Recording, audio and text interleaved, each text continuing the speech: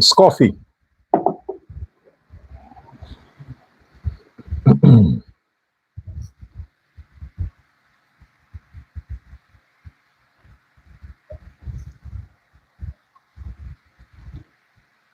Well, I can't say I have ever witnessed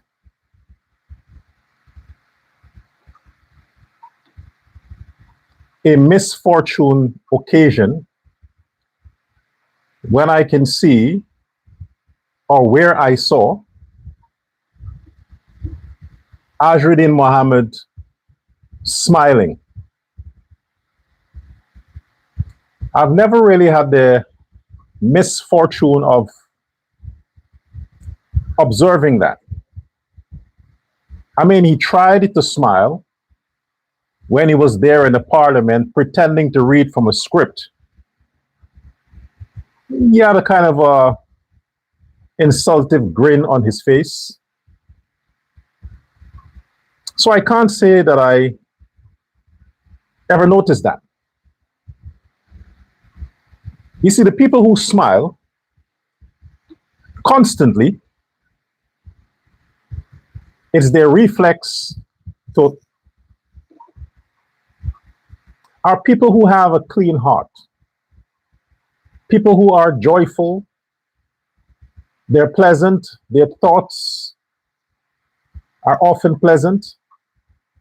You know, it's the reflex to smile. They're not going to smile like some homosexual.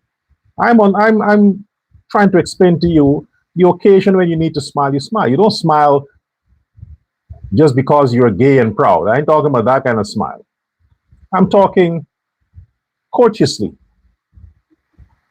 I'm not talking about a kind of smile where a woman demands a man always walks around with a on his face so she can know it's always the right time to approach him for money, for favors, for gifts, and to discuss some stupid thing she has in her mind. So you always have to have a smile on his face so she know, good, now is the time. But when he's serious, makes her think, shit, I can't go with this bullshit to him. Yeah, I'm talking about men who smile when it is necessary. But if you're constantly walking around with a Norton face, every occasion, every event, even when you get the opportunity to see a woman naked, your face is still fixed like Norton. Or that is Aubrey Norton. Aubrey Compton Norton. If that's the case, then you have no life within you. You have no soul. Your soul has left. It's gone. We know that Norton doesn't have a soul. Aubrey Norton doesn't have a soul. We know that he doesn't have a soul. Because the presence of beauty is the presence of a soul. If you have a soul in your body, that kind of shines out the beauty you have within. Because we know that beauty is skin deep. Attractiveness is what's on the surface. And attractiveness doesn't apply to men. It applies to women.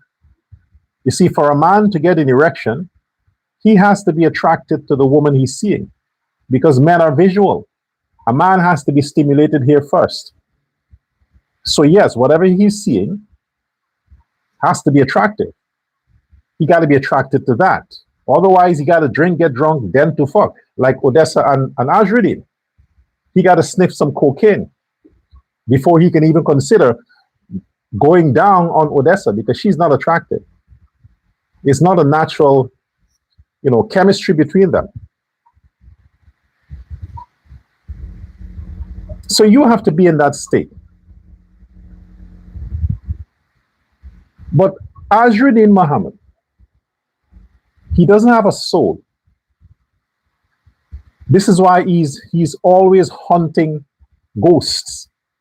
From the time somebody dies, he's there, trying to see how best he can bribe or pay whatever the relatives to keep the person's corpse on ice so that he can harvest their soul.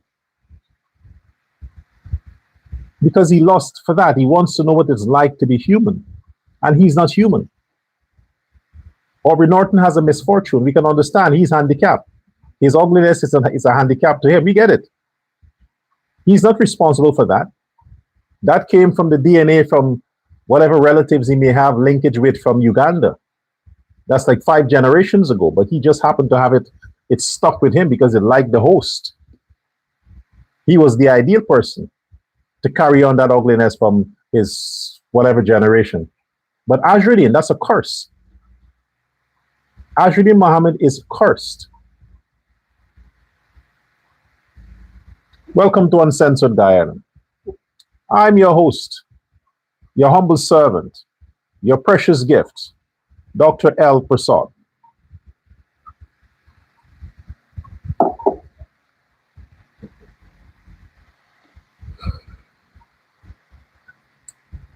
AZRUDDIN Mohammed, let me tell you how people are cursed. I'll explain it to you. I'm the doctor. I'm the philosopher. I'll explain to you how people are cursed. Despite what the Christians tell you, God don't curse people. No, God don't curse people. People are cursed as a result of their actions. Their actions. You see, for something to spoil, you take a fresh bowl of milk, you leave it outside. If you put something that is dirty in the milk, it's going to turn before it's time. You have to add something that is not compatible with the substance you have, the pure substance you have, in the container for it to change the chemistry of what you have. Too many cooks spoils the pot. Too many lies spoils the soul. Too many corruption removes the connection within your body and your spirit. And if you murder someone, if you take a life, be it directly, you sponsored it, you paid for it, you hired people to kill other people, that's the ultimate curse. That is the ultimate curse. When they say a life for a life, it is literal, but it's also spiritual. When you murder somebody and think that you get away with it, no. You know that you killed the person. So when that person dies, so does your spirit. So what you have walking around is just is skeletal remain of whatever is left of your humanity. But when you murder people, your spirit dies immediately. Immediately. You are never the same ever again. Even if you think you get away with it. The universe don't make mistakes when it comes to how curses are pronounced. This is why it's not up to an individual to curse another person. It's up to your own actions that invites the curse to your life. Your actions. So be it in secret, it's still your actions. You know, the universe knows what you did. And automatic, the curse is automatic. No prayer, no bath, no obia, no church. Nothing can free you from a self-inflicted curse when you kill someone. You understand? Now, we have heard testimonies, we have seen testimonies from persons for a number of years linking AZRUDDIN Mohammed to multiple assassinations. Multiple. Linking him. As in, he sponsored it. He is the finger that pulled the trigger. The weapon is them thugs and scrapes and demons that he used, that he hired, allegedly. But they acted on his instructions. So he pulled the trigger that killed all the people he is fingered in murdering. Now, because what he said before, he controls the Guyana police force. And so far, we have seen that he also controls the judiciary of Guyana. No justice. He wasn't held accountable because he's above the local law. But that did not stop repercussions. That did not spare him from the event that is about to happen of him facing retribution in another country for crimes of the same nature. The curse will never be over. Will never be over. Because the curse that AZRUDDIN has inflicted on himself, nothing and no one can free him from that. Those who come in his camp would be contaminated with the stench of that curse that he walks around with, possessed by his own demons of the crimes he has committed against people. You don't take a life. When I advocate for the death penalty, it is not just to secure society, but to help the criminals who continue to commit murder. The death penalty is their way out of that curse. It's their way out. Because if you kill somebody, you should be killed. But if you're not killed, and you are allowed to go to prison, you would wish you were dead. Talk to the murderers. Talk to the people who have killed people. They will tell you. They wish they were dead. Living without a spirit, living without a soul, is literally living in a material, physical, realistic hell.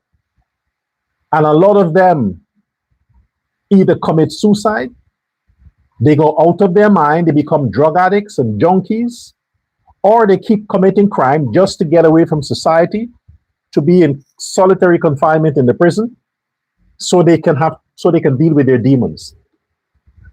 But they are never liberated. The death penalty in Guyana is a way to help the criminals who kill people, to help them. Death is better for them than life in prison. What this has to do with the Mohammeds, the only reason why they are allowed to roam free in Guyana right now, the fact that he has bought his way to the opposition seat, the only qualification that he had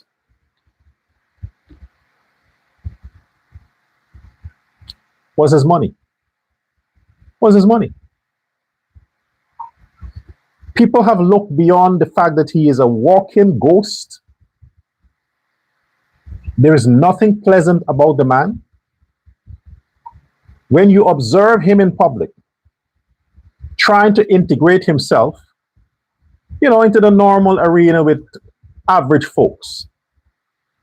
And you realize you see this dark shadow, this aura that continues to encircle AZRUDDIN Mohammed. Darkness you see emanating from him. You can see that. You can literally see that.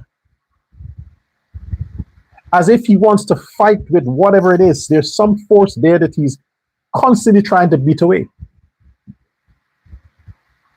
Sometimes there's nobody there that he's talking to, but the entire his personality is so filled with anger that he wants to fight with the wind. No, that's the fact that he has lost his humanity because of all that has trailed him. And I believe the accusations. I believe the speculation. I believe the rumors. When it comes to him being fingered in so many murders, I believe it. Considering the fact that this is a man who is tied to criminal gangs, Tren de Aragua from Venezuela, Colombian gangs, Mexican gangs, the fact that he has been tied to gold smuggling, drug smuggling, gun smuggling, women smuggling, and all these kinds of stuff. For you to even get to that level of crime, you got to score a few bodies. You got to score a few bodies. You got to kill your way there to show that you're tough. So that the people that you're dealing with will understand that you're not afraid to commit murder. You're not afraid to take a gun and shoot somebody. You are a fighter when it comes to crime. You are not going to allow yourself to be bullied. And he's Indo-Guyanese. So he had to make sure them Negroes from the ghetto understand this coolie boy here ain't going to allow no nigger to bully him. So he had to kill a few people. My theory.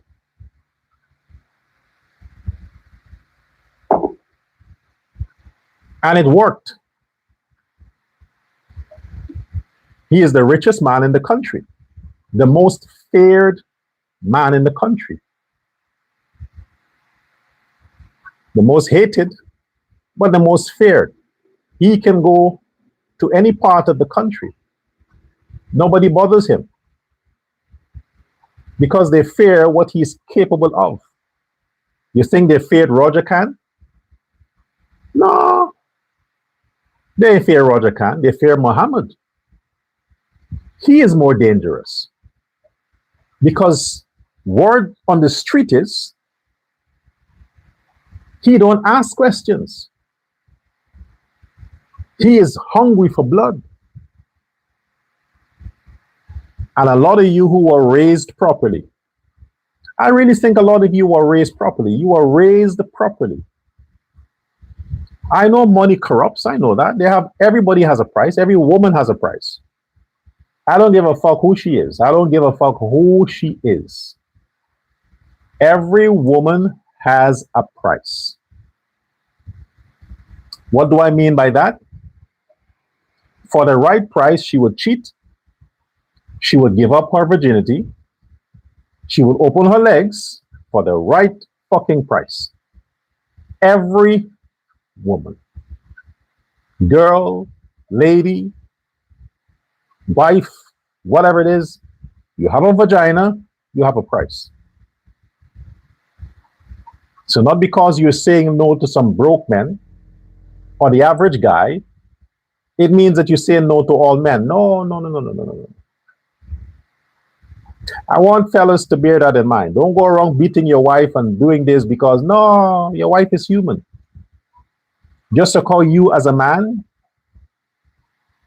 at the right opportunity, you would also fuck or bend over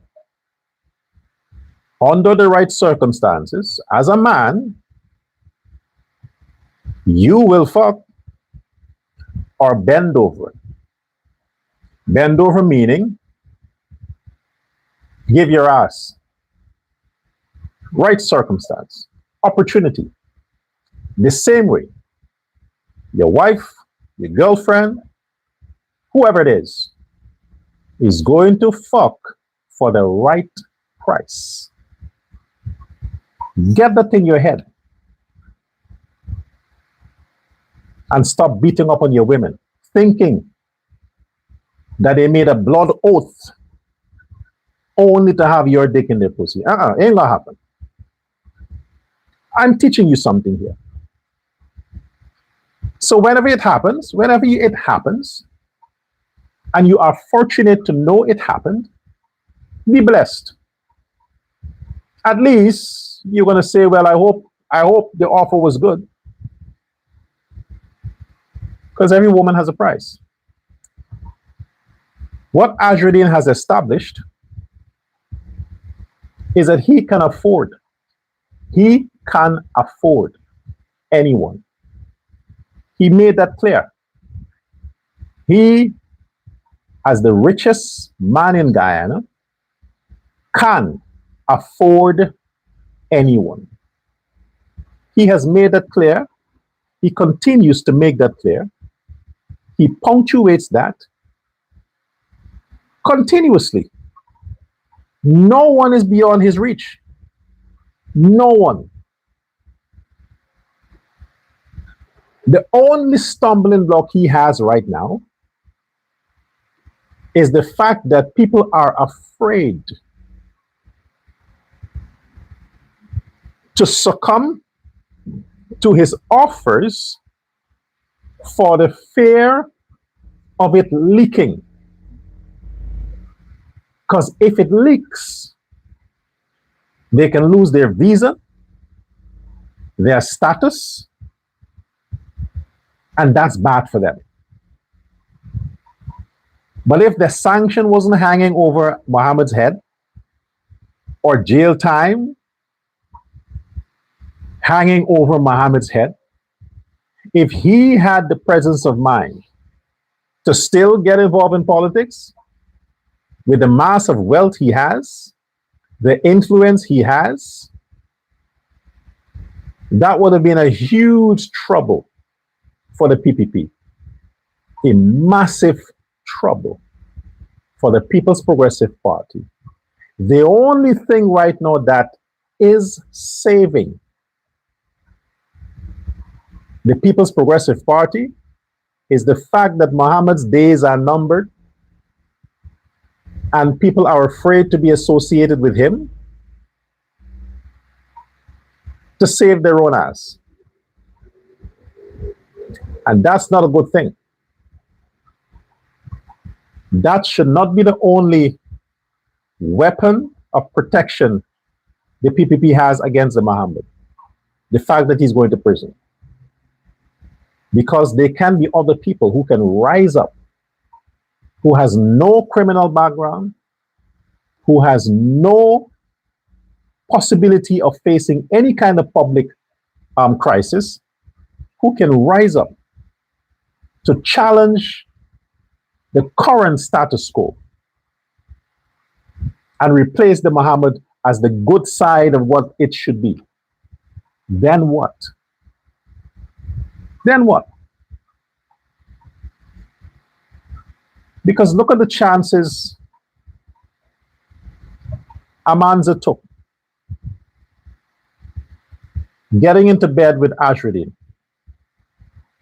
She had a price. And she was bought and paid for. So regardless of what AZRUDDIN would have said publicly about telling her he's going to give her a seat in the committees, she was already bought and paid for because she had a price. So he didn't have to keep his word to make sure that she got a position in it. He didn't have to. All that she would have done in favor of him was paid for. All that she would have done. That was already sealed off. The promise of getting a parliamentary committee seat was just what it was, promise. But there's nothing they could have done to guarantee that to her, because what? She was bought. That was a done deal.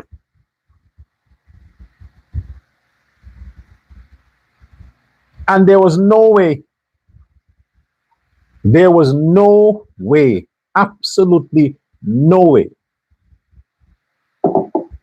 Mohammed would have given Amanza Walter any position. He has 16 members of parliament, 16. She had no way of getting any position because his people were not his people. The women in his party would never have supported that. So he could not have made such a promise. But he did what he had to do to make her feel good, because they needed her voice to help to speed the process up. So it was convenient for him to say, Amanza helped us, Amanza this, Amanza is going to be on the parliamentary committee. She's going to be one of the... It was convenient for him to say that, but he didn't mean it. He didn't mean it because he know that I already paid you, man. I don't have to give you anything else. I don't owe you shit. He had to play along on the advice of the people in his camp to say, hey, she's loud, she knows the system, let's use her, build her up. And she actually believed that her party that is so non-existent,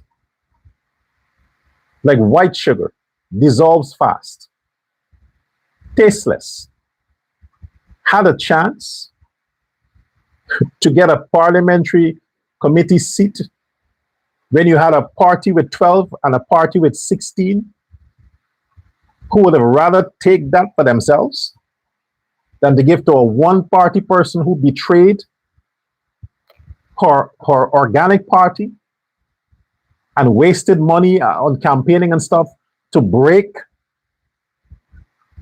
They would never, ever trust Amanza to put her on any committee.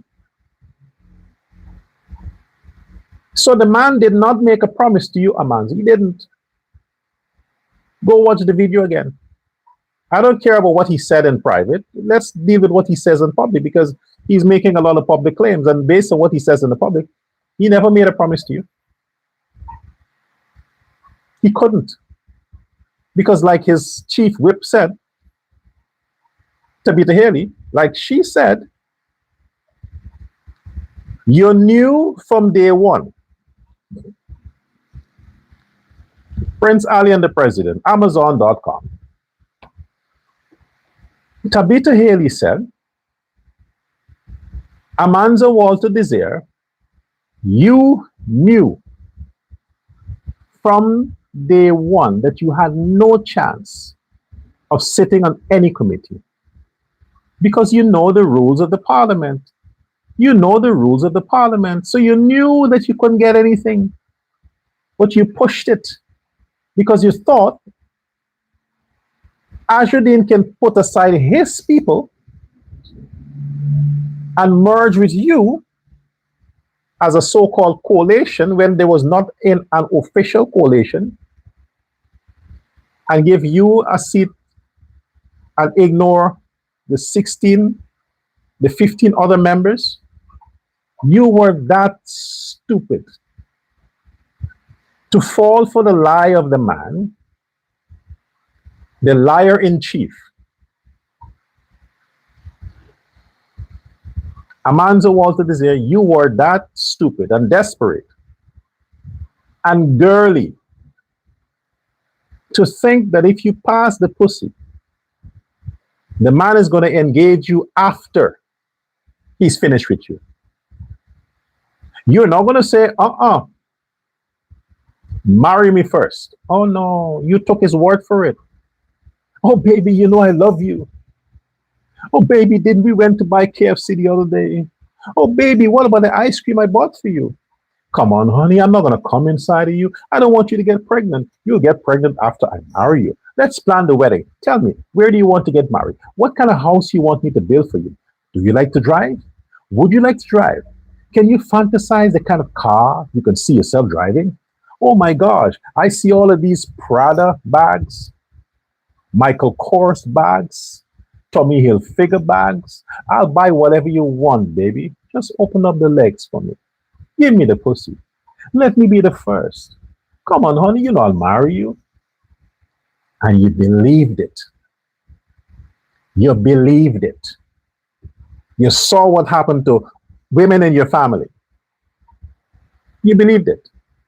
You got the pussy. Again and again. Then eventually you're sitting next to him and his phone rings. Who is that, honey? Why the fuck you asking me who is this? Isn't it my phone? This is my phone, right? Why are you asking me who's calling me? It's my fucking phone. I just want to know. Well, don't know, bitch. And you're like, what? Where did this guy came from? Yeah, he was always there. Always there. Like I said before,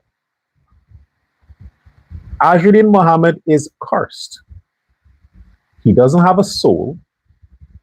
He has no spirit. What you are seeing now is no accident. There's no surprise. The man is always like that.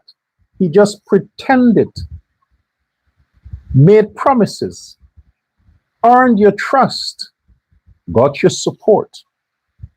And now that he got what he wanted, look what he did to you. And his chief whip tried to do some damage control. Like I said on my show yesterday, they're going to come after that with some statement and try to do some damage control. And they did. We didn't promise her that.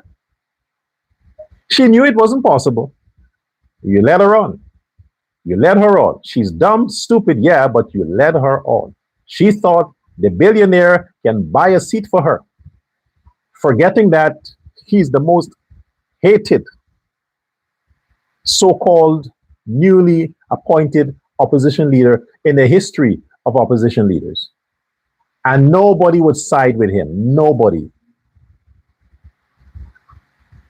What is even more insulting to you, Amanda, is that he could have recommended you to sit on one of the commissions for GCOM, 3-member commission, even though that was made clear that those 3 retired PNC men ain't going anywhere. He could have pretended like he cared. So, okay, she didn't get the parliamentary stuff. Let's nominate her for the GCOM commissioner.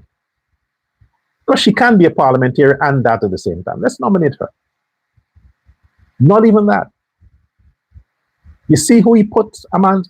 His lawyers. The 3 stooges. The 3 musketeers. The 3 dumb men protecting their demon king. His lawyers he nominated. Who does that? Who does that, man? The guy is so clueless. AZRUDDIN is so clueless. His lawyers are not members of WIN. They're not members of WIN. They weren't on the campaign trail. They're not a part of the party. But he nominated them to represent the party on the GCOM chair as commissioners. And he has all these members in his party that he could choose from. He chose his lawyers. The rest of you at the bottom, yeah, like Roshan Khan, the rest of you, the normal citizens, the normal WIN supporters who are on the same social ladder as Roshan Khan, the man who Bishop Edgel allegedly sent below the deck to sit with the common folks, the rest of you common folks in Win. Are you paying attention to this? Are you looking? You see what your boss did? He didn't acknowledge you to go on the GCOM commission. No, he took his lawyers. Even though they have no access, the point is, he took them and not you. And they're being paid to be his lawyers. Oh, they're being paid millions. They're earning money because the case isn't finished yet.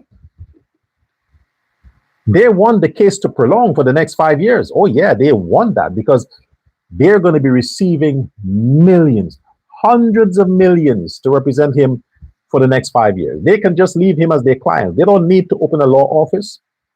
They don't need to take on other clients. AZRUDDIN Mohammed has enough money to hire those lawyers full-time just to walk around with him for the next 5 years. And now, if it was possible, there would have been the 3 representatives from the opposition on the GCOM commission.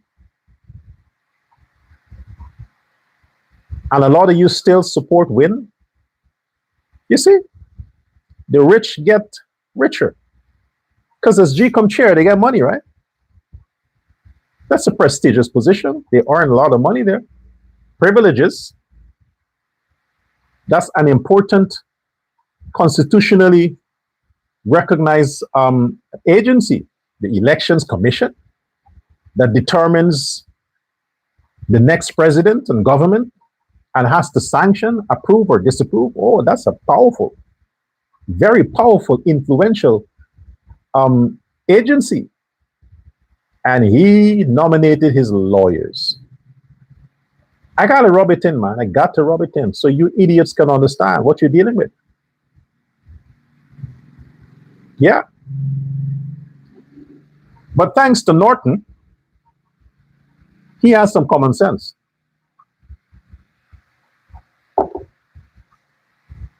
Thanks to Aubrey Norton, the real opposition leader of Guyana, is the most sensible one. Opposition leader Aubrey Norton said to AZRUDDIN Mohammed, go fuck yourself. Who do you think you are? Writing me, telling me you are nominating your lawyers to replace my commissioners? And I'm supposed to say, okay, boys, time for you to step down now. AZRUDDIN wants the place. Really, AZRUDDIN? That's what Norton is thinking. What's wrong with this boy? You think the little donations you made in the past, you can talk to me all you want? You could write to me? You are already accepting my money. I'm the true opposition leader, but you're getting paid. And now you want to think you can walk in and take stuff over? Ain't gonna happen. There are no vacancies at GCOM. Aubrey Norton, I knew it. You did not allow your ugliness to step in the way. You rose above the criticisms and you showed them that, hey, you might be 70, but you're still the man. You are still in charge. And AZRUDDIN Mohammed, go fuck yourself. Norton, you are the man. You're right. You told him like it is. You had a price before, but you've learned your lesson. You would have rather to be opposition leader and cuss out Jagdeo from your studio than to have this bitch running around with a camera, filming every garbage heap he could find, every flooded street he could find, and posting the whole day horny girls fighting each other because someone tell the other one she's too fat, or someone tell the other one that she sucked the boyfriend's dick in class, or someone tell the other one that her legging has a tear, or her whatever shit they tell each other, and then they fight, and they entertain other boys, and they allow other girls to film them and send the video to AZRUDDIN so he can masturbate, and then he can transform his page into Pornhub, rated PG-13. Because you don't see titties and vagina, you're just seeing fucking smelly being whatever it is. That's what you're seeing. But men get the idea. They can imagine when they see them falling down and they spread their feet, and then the uniform, everything is thrown up. Yeah, the man, he don't want to see everything. He just want the idea that he's going to see some underwear, the possibility they might rip each other's clothes off. You'll see some boobs. Yeah, men just want that kind of teasing. That's enough for them. If they want to see nakedness, they know where to go see that. But with the schoolgirls, they realize they ain't gonna see that. But they're comfortable with whatever AZRUDDIN is showing them. Yeah, Norton, he wouldn't have that. He is sitting around and he's seeing what you have reduced the office of the opposition leader to. Norton have seen that and he's like, this is what they reduced this thing to? I mean, this is how they sold their soul to the devil's advocate, that he can do this in his capacity as leader of the opposition just to bring attention to the nastiness of the black people, just to bring attention to how black people raise their kids. They're disgraceful, delinquent, horny, bitchy, slutty, using his page to embarrass the Negroes in Guyana. And this is the job of the opposition leader, to parade these school children on his wall. To achieve what? Say the Minister of Education is not doing her job? Did you see the PPP doing that during the Granger government? They were fighting terrible there too. Did you ever see the PPP officials posting black people fighting, black students fighting, and all this kind of stuff to embarrass the Granger government? It never happened. Because it's not their role. It's not their role. If students are fighting each other in school, the school has a department that deals with that. And if it involves the police, the school notifies the police. Then the school notifies the parents of the children that were involved. That is the chain of command. The opposition don't get involved in that. It's a law enforcement and education and social services matter. Now AZRUDDIN Mohammed has exalted himself above the Ministry of Home Affairs, above the Guyana Police Force. He is everything now. He's social services, child protection agency, rape manager, sexual assault scrutinizer. He's all of that. So he has now invited people, when they have something he can use, when they have something that he can use for political scores, to send it to his WhatsApp number. Then he posts it on Facebook. You see what the government is doing? All the oil money. It is the frustration with the parents and these children. They can't focus. They're hungry. They have nothing to eat. So they're taking it out on each other because the Ali government, the oil is going to Bishop Edgel and Sonia Parag and Susan Rodriguez. And so they sent him the complaints instead of the authorities that are designed for that. The PNC would not have done that, because the people who run these agencies are black people. The police is black. Child Protection Agency is black. Ministry of Social Services is black. Ministry of Education is black. I'm talking minister. Ministry, as in the staff. Home Affairs Ministry, black. So what are you doing, AZRUDDIN? You are just exposing the incompetence of black people, thinking you are exposing the government. No, Irfan Ali don't run these departments. He don't run them. Just like he's not in control of the parliament. He doesn't determine that. He's not in control of anything other than being the president and running the country. Because for what you have put that man through socially, with your fake news and false accusation, if he was really running all these departments, you would have been in prison by now. If Irfan Ali was in control of the Ministry of Home Affairs, the Guyana Police Force, and all these agencies, AZRUDDIN Mohammed, you would have been in fucking federal prison because he would have given the directives. But he's not in control. He can't. Why? Because he's a good president. He's not a dictator. He's a law and order man. Leave the agencies to do what they got to do. I am not messing in it. I'm not meddling in it. Lucky for you. And you have Norton on the other side, hating on his own people, cursing his own people, because they made the mess of putting you, Mohammed, as opposition leader. The black people did it.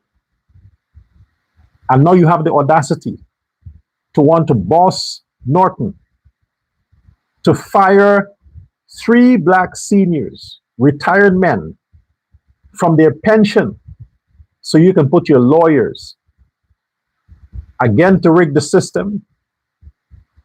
You know, the only reason why I think you did that, I believe that you did that as to bribe your lawyers. Because you figured that money alone in helping these guys is not influencing these guys the way I want them to go. It's not.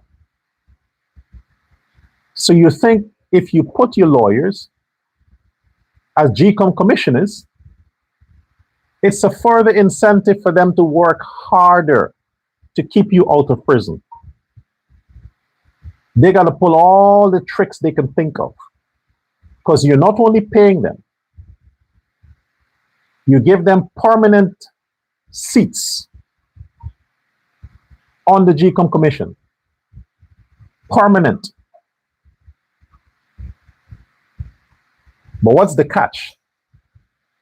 They have to make sure that you stay out of prison.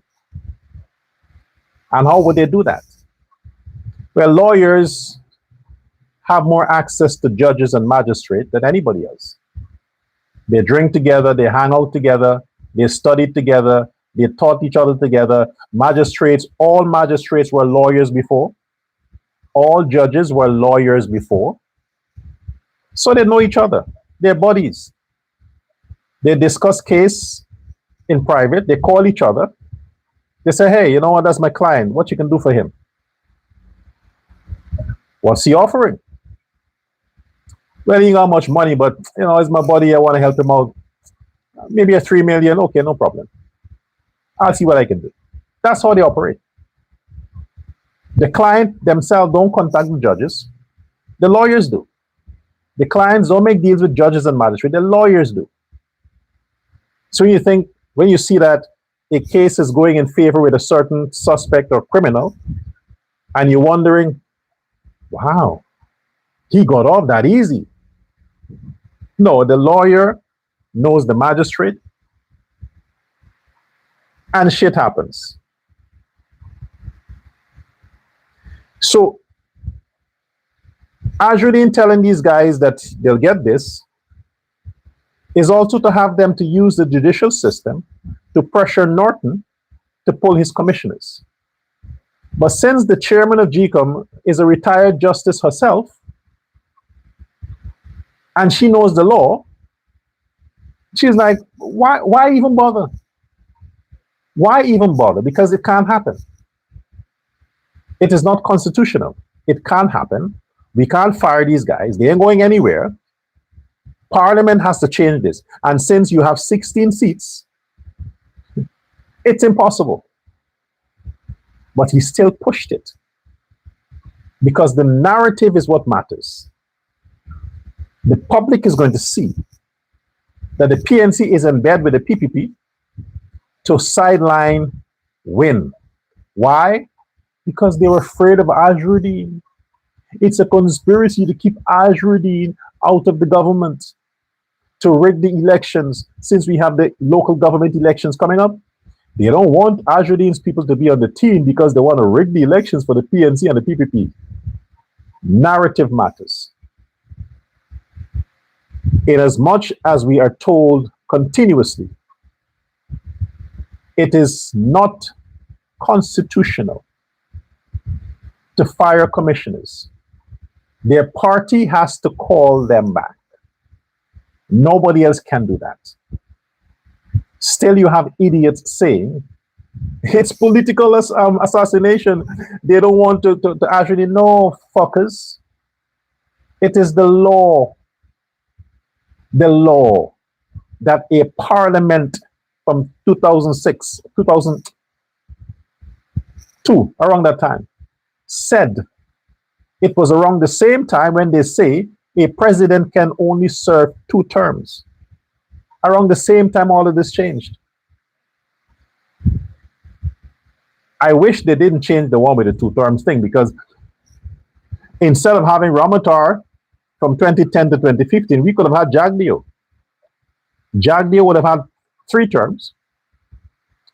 And then 2015, we could have had Ali.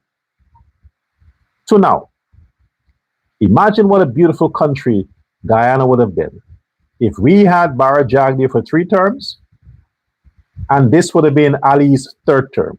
Imagine the beauties Guyana would have actually envisioned and achieved. But they changed the constitution by pressure from the West. And the same Carter Center is the one who says, no, change the whole thing with GCOM also. Always got to be American influence, always. Always.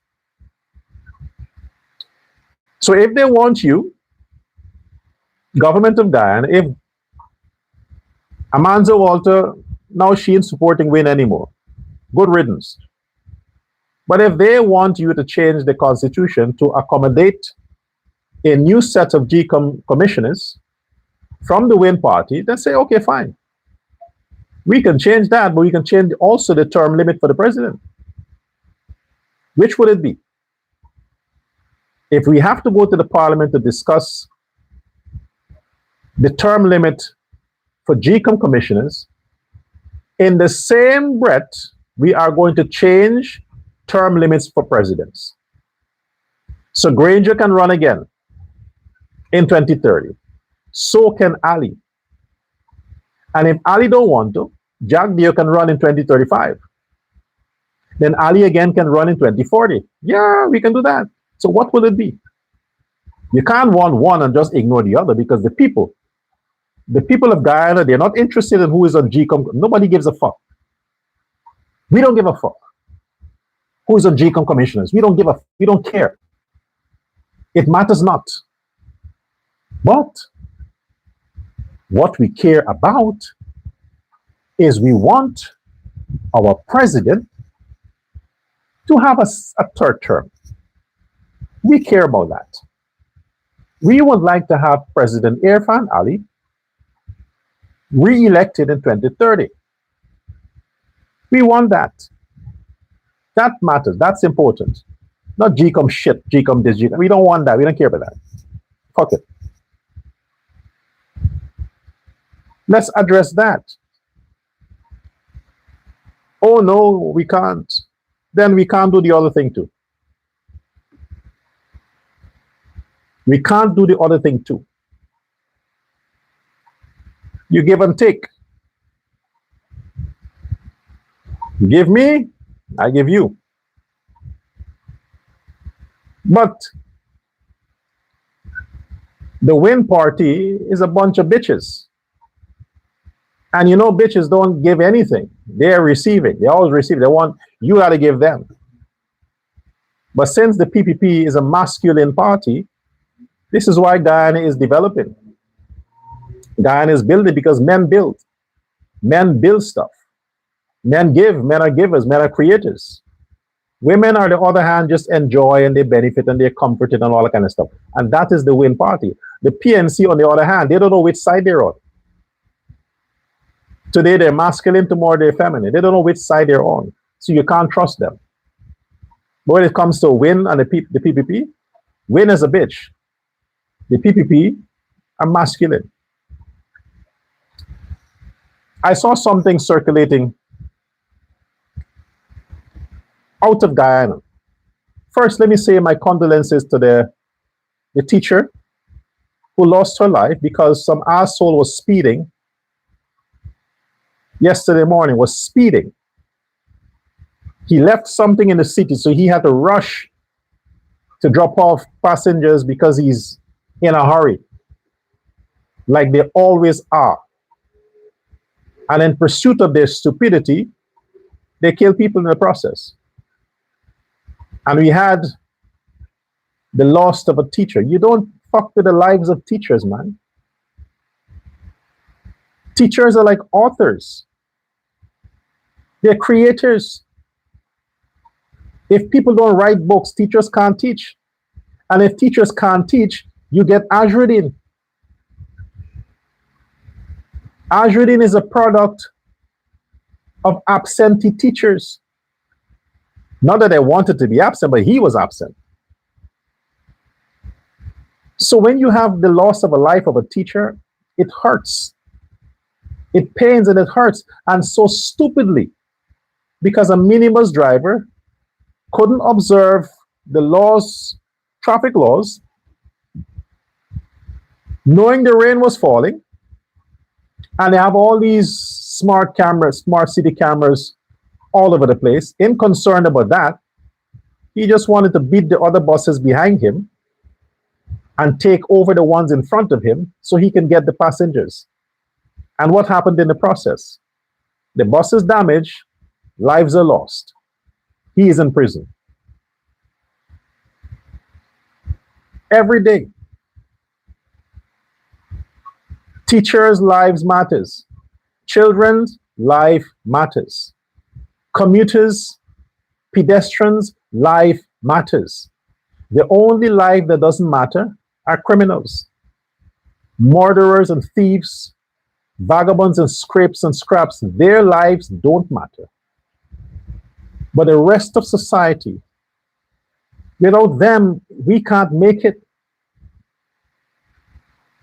The Attorney General, the government, the president continues to plead, to practically beg Guyanese, use the roads responsibly. But these fucking thugs behind the wheel think it can never happen to them. And the sadness here is that he robbed a teacher, put students in a hospital while his life is spared. He should have been the one to suffer the casualty. He's alive to face jail time. Teacher is dead.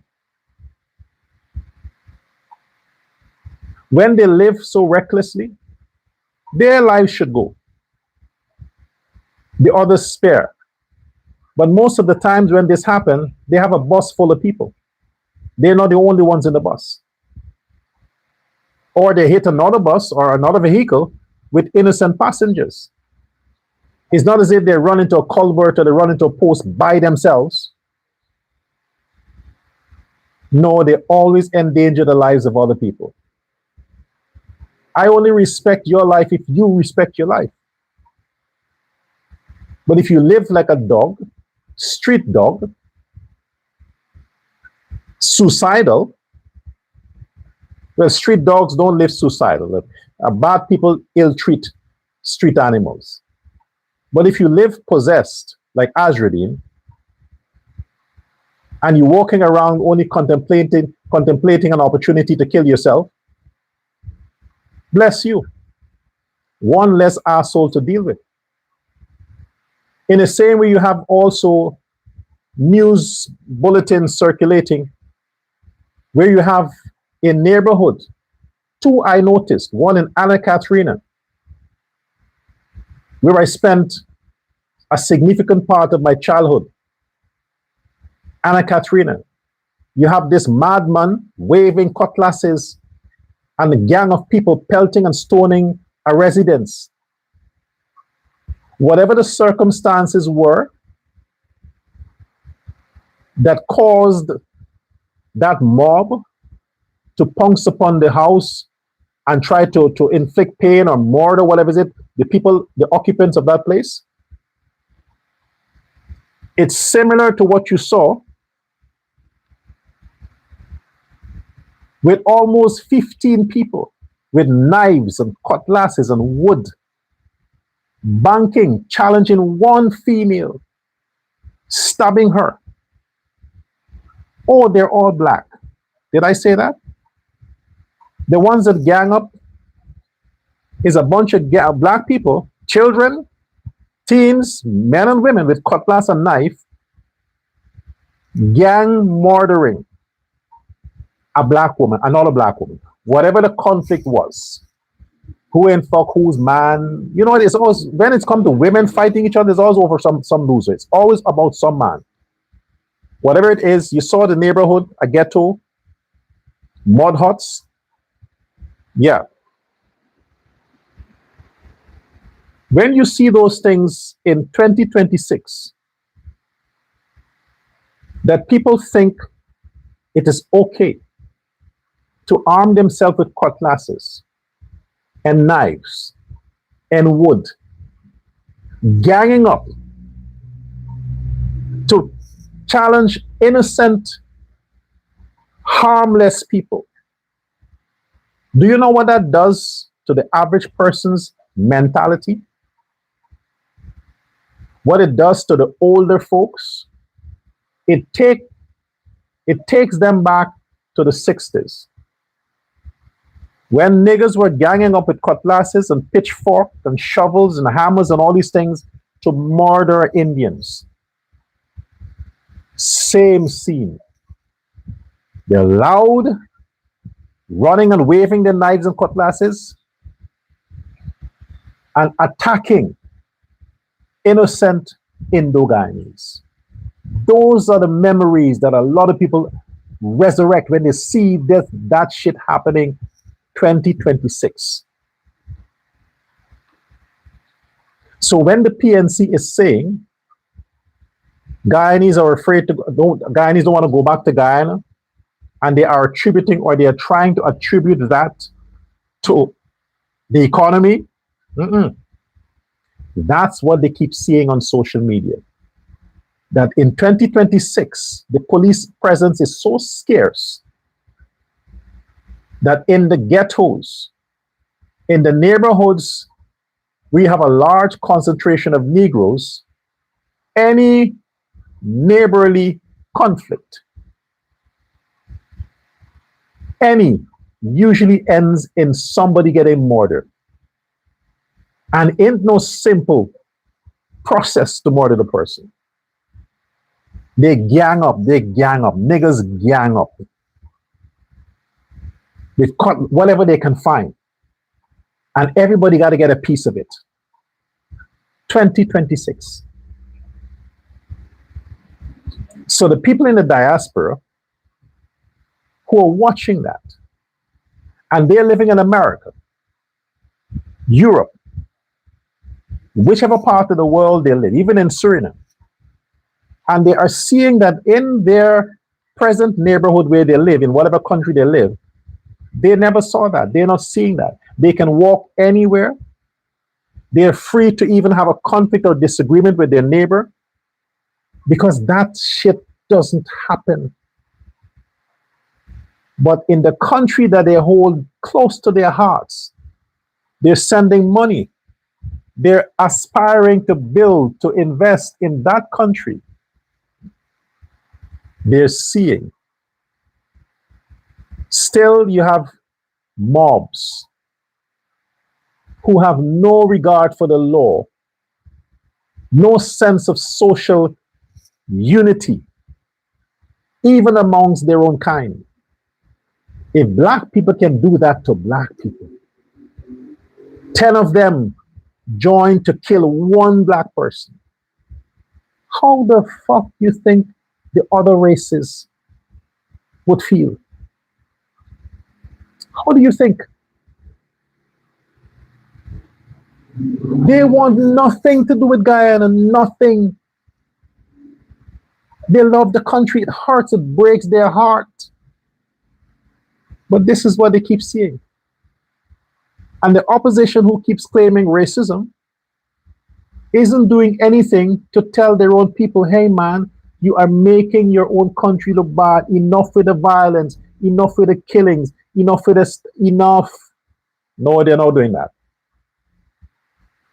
Because having this continue distracts the public from the fact that they have failed as an opposition and to blame the government for economic struggles the people are going through.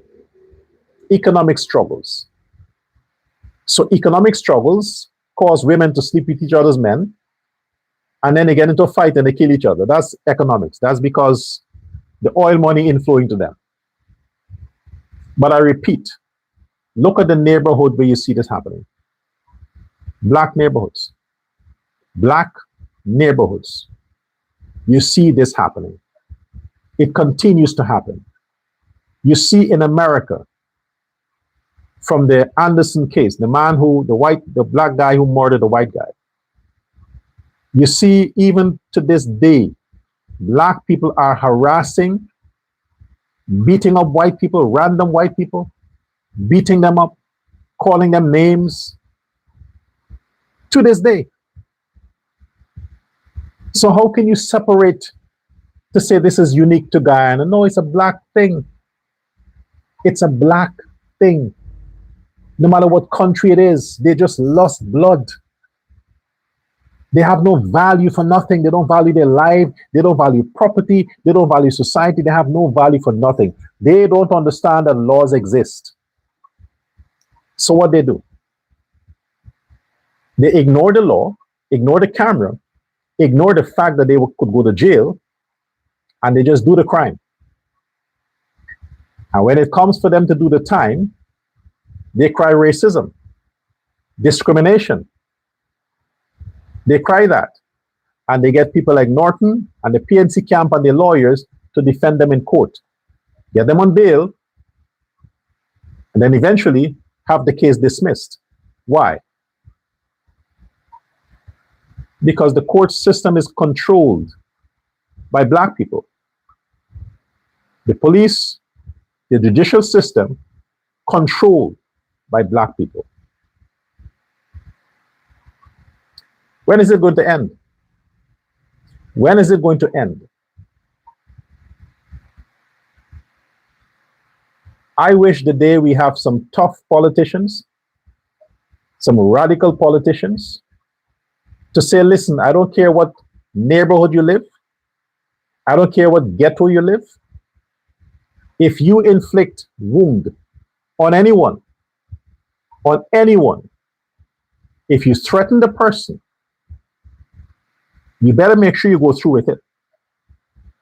Because there's laws against threatening people. So if somebody reports you threatening them and they have evidence that you did, we are going to come and arrest you and jail you. So if you're going to threaten, just go ahead with it, because we are going to come for you anyhow.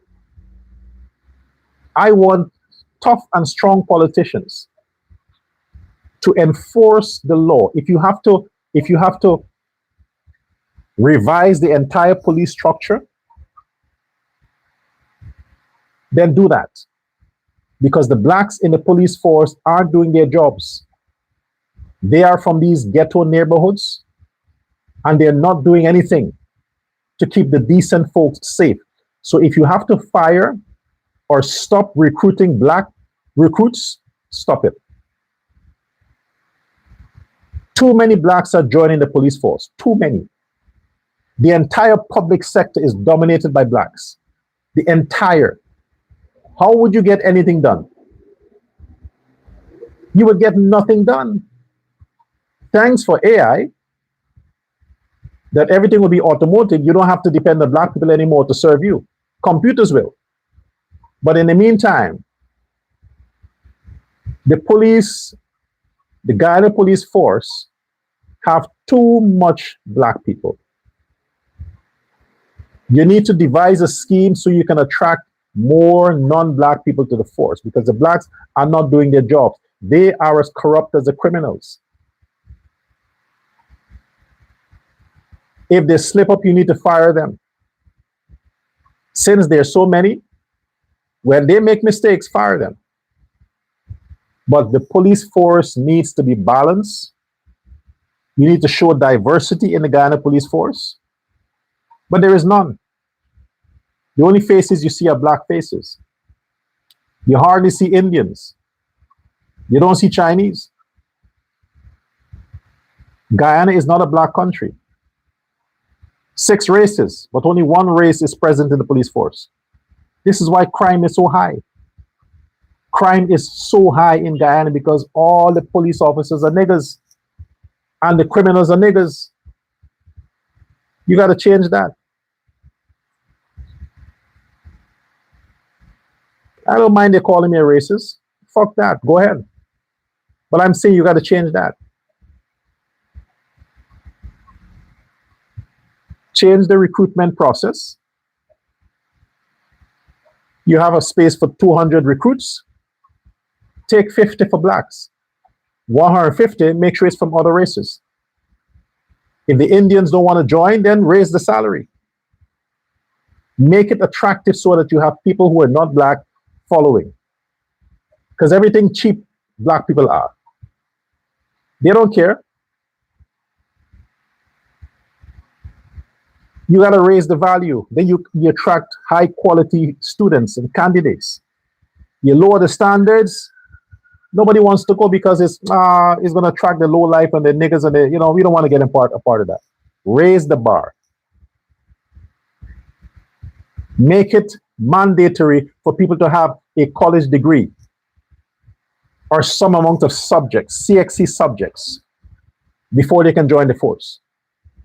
Not fucking low life. No, man. Raise it up. They have to have in excess of 7 subjects or 8 subjects before they can join the police force. Or let them graduate in other institutions before they can apply for police services. Raise the bar. But you have it way down, and look who you're attracting. Look the kind of people, the quality of people you are attracting to the police force. That's why they can't function. They can't do their job. They're a bunch of dunderheads. They fuck up the law. You're constantly being sued, the government. Because why? You have a bunch of dunderheads as police officers. Raise the standards. Filter out the lowlifes. And you'll see in the next 2 years, you will be proud of your police officers because you have good quality, high quality police officers, and criminals will know that. Then you shoot the criminals on spot. I want the death penalty to come back. Now, go to Amazon.com. And speaking of Amazon, you see the way I conduct my show, I am a loner. I feel like the president. Being the president is the loneliest position anybody can want. I feel like that because I am alone. Nobody endorses me publicly. Nobody. Because why? They are afraid of the repercussions. They're afraid of that. They don't want to host my books. They don't want to host my promotion of my book. They don't want to do it because they're afraid.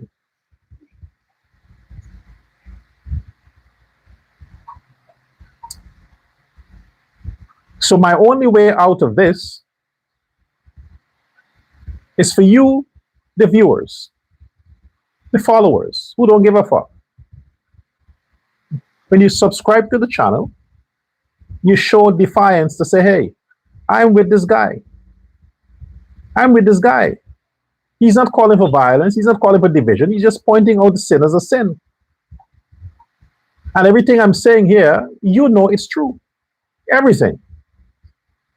But those who have a lot riding on their political career or their business career, they're like, no, Dr. Prasad, like, the black people think I'm supporting you, then they're gonna boycott my business. I can lose votes. The government can pressure me. It's like, I get it. But they would buy the books. They'll buy the books, but in secret, but nothing publicly. So you, the public, you need to subscribe to the channel, share the channel, subscribe to the channel. Go to Amazon.com. You can get an e-copy, the ebook that you can download on your phone, or you can buy a hard copy, and Amazon is going to deliver it to your house. So you have the physical copy in your bedhead, in your cabinet, and you can actually read the actual pages. When you buy the hard copy, there are two types. The hard copy, the paperback, and the ebook. So just for style, you can buy the ebook. It's a bit more expensive than the hard copy, but it's a one-time investment. And your contributions go towards the Doga Foundation. Because even with that, a lot of people don't want to support, because it's going to expose them. The hypocrites we have to deal with. But it's the price I pay for doing what I do. But if I was here criticizing the government and praising the black people and ignoring their crimes, oh my gosh, my books would go off the shelf. Bestseller. Oh, they're going to buy black people how they are, right? Just to encourage me to keep cussing Ali, cussing the government, promoting the blacks.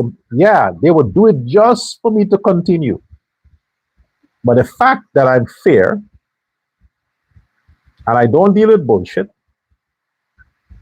and they're the ones who spend all their time on social media and the internet, they're not supporting me. I understand. I get it. The pressure is real, but that's the price you pay. So the decent folks, you're all I have. You subscribe to the channel, Facebook, YouTube, TikTok, Instagram, and you buy a copy of the book on Amazon.com. Let's get to some of your comments before we shut off for today.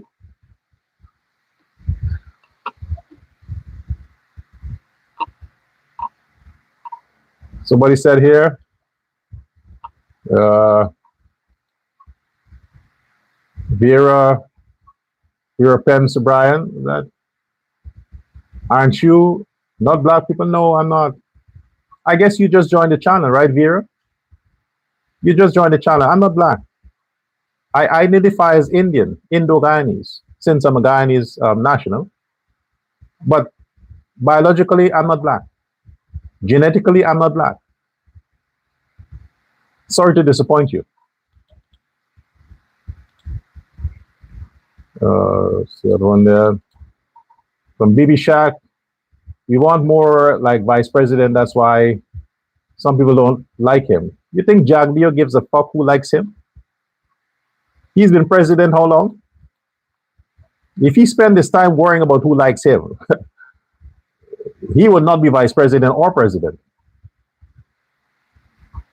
Doris Sanders says, they don't know how to read. Yeah, I get that much. I get that much.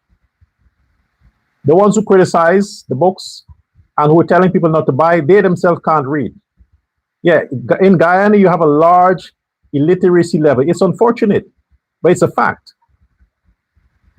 A large percentage of the population can't read. It's nothing to do with Ali. It's just choices they made. Family choices, they made a lot of kids, they can't take care of them. So they focus on one and leave the others. Yeah, it's a tragic situation. But there's a lot of teenagers, a lot of young people, young adults in Guyana who can't read. They can't even fill a form when they're traveling. Yeah, it's a fact. When you read their comments on Facebook, you know that's an idiot. The way they spell and yeah, oh, fuck. Anyway, Arlene Paris says, Dr. Prasad, I'm buying one of the books soon. Don't buy one, buy all 7. 8, sorry. Because the other one, the last volume, to complete the series, that was approved of and is available now on Amazon.com. And that's a beautiful book. That is a culmination of all the volumes. And the title for that book is 50 Shades of Black,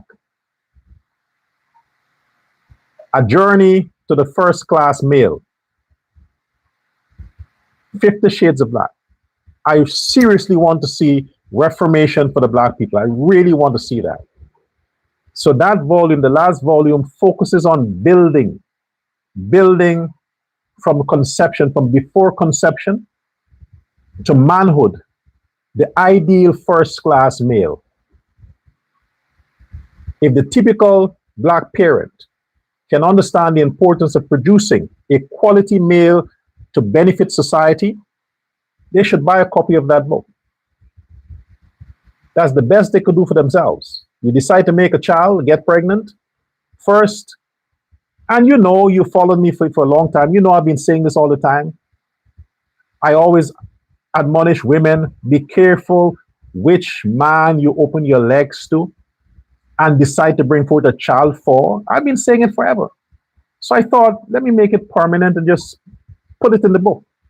So all of these points that I keep saying on my show over the years, I decide to complete the series, Prince Ali and the President, Volume 8, 50 Shades of Black, A Journey to the First Class Male. So it's from 50 shades, it's 50 chapters, and every chapter deals with a different aspect, the different stages of growth in becoming a first-class male from conception to adulthood.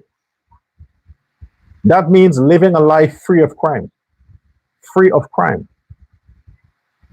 You need to get a copy of that. I'm waiting for a sample copy myself. I should get that in a few days, so I'll have it here. Maybe by next week, but I'm waiting for that. But it's now available on Amazon, on Kindle bookstore, so you can get it there. Buy a copy. Don't look at the price. It's a gift you can give to yourself.